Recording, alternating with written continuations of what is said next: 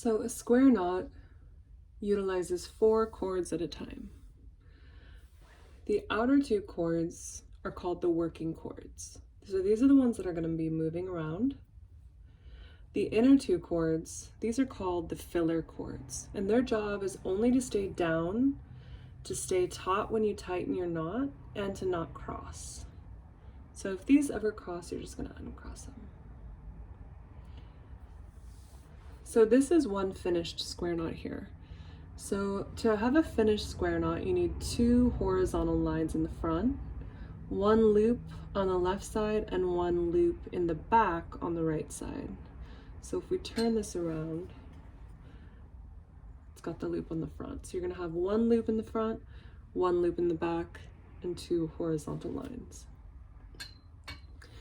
So you're always going to start on your left. So what you're going to do first is you're going to take your left working cord and you're going to make an L. And you're going to make sure that that L is in front of the middle 2 cords, but behind the cord on the right. So that L is in front of the middle 2, behind the cord on the right. From there, you're going to take that right working cord, and what you're going to do is you're going to push it behind the filler cords, and I like to pinch that with my thumb to keep everything stable so that I can just grab that cord and pull it through the back of the L. So you're pulling through the back of whatever letter you're making and pull it to the side that it's naturally going. So since you're pulling on the left side, you're going to pull it to the left.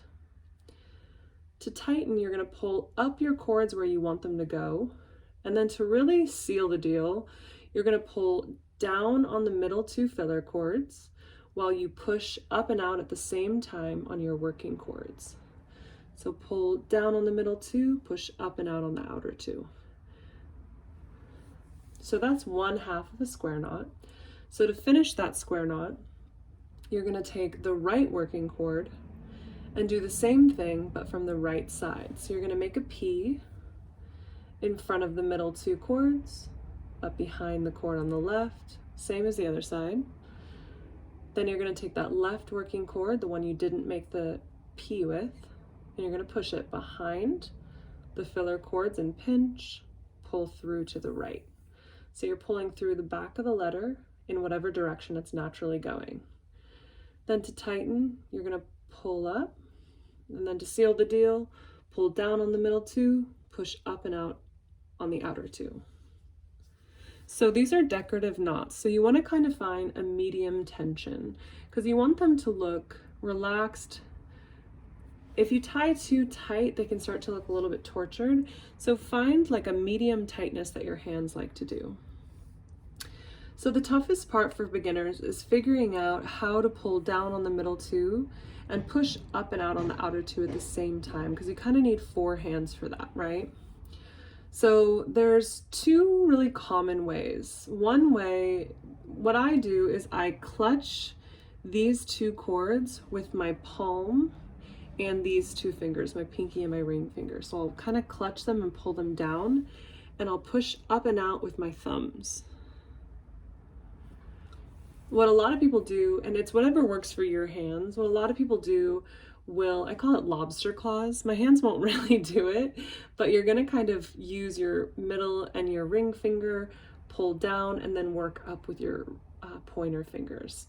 So whatever works for your hand, and finding what works for you is really important.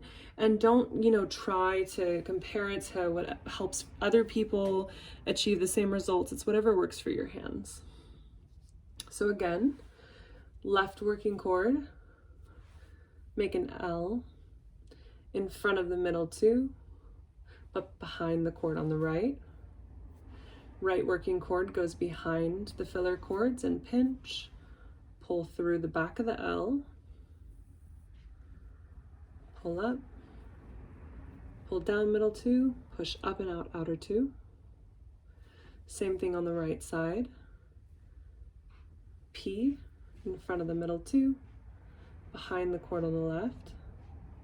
Cord on the left goes behind, pinch, pull through the back of the P. To tighten, pull up and out, and then tighten it by pulling down on the middle 2, pushing up and out on the outer 2, and just get it to the point where it looks nice. So you don't need to get this super, super tight or anything. If you like a looser look, you can always pull them a little bit looser.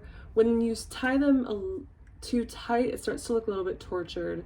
So try to keep your knots kind of gentle. So what if you forget which side you're on, right? I'm saying go left and then right, left and then right, but say you get distracted or you forget what you're doing. So there's a really simple way to realize which side you're on. So the loop in the front with the little tail spitting out the back, I think of it as like a little dog butt with a tail. That little tail where the loop is on the front, that's the side you're gonna make the shape with. So right now the loop's on the left, so I'm gonna make an L on the left. But let's say I forget again. Now the loop's on the right with the tail spitting out the back on the right. So I'm gonna make a P.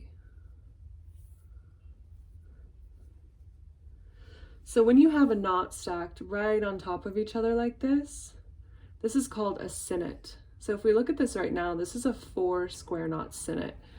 And you can count your square knots one of two ways. You can count the bumps on the left, 1, 2, 3, 4, or you can count in twos your horizontal line. So if you have an even number, that means that you have completed square knots.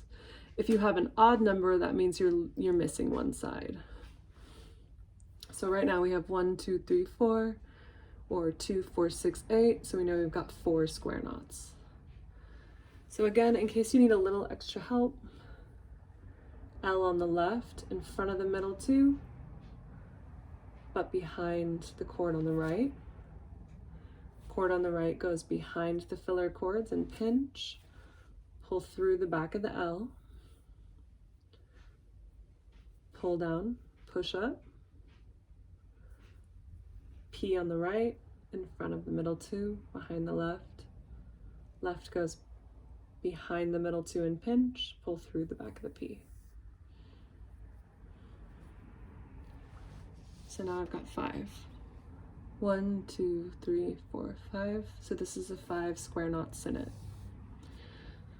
So my best tips are to work flat, like work out and flat, rather than, we're really used to tying knots towards our faces. So work kind of flat and out. So make your shapes like this rather than towards you. And then when you tighten, make sure to pull down, push up and out at the same time. We're really used to tying our shoes favoring one side, but it's really best for macrame if you pull them simultaneously. And getting that down, that whole pull down, push up at the same time, finding what tension you like, is really part of learning how to macrame. So just be patient with yourself and find what works for your hands, and your body will remember it as you learn. And that's the square knot.